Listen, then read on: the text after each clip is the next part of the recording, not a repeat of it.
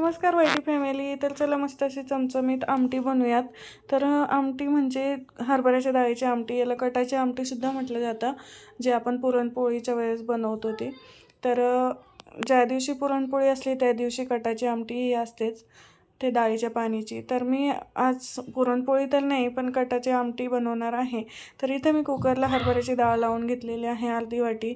आणि त्यानंतर इथे मी चूल तर नाही, गॅसवर मी खोबरं कांदा भाजून घेतलेला आहे. लसूण कांदा खोबरंचं वाटण करून घेतलेलं आहे कोथिंबीर टाकून. मी एका कढईमध्ये तेल टाकून त्यामध्ये ते वाटण घालून घ्यायचं आहे, चांगलं फ्राय करून घ्यायचं.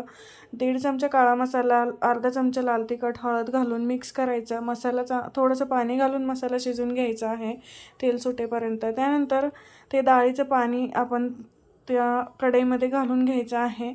मस्त आपली डाळीची आमटी इथं रेडी झालेली आहे. चवीप्रमाणे मीठ घालून घ्यायचं.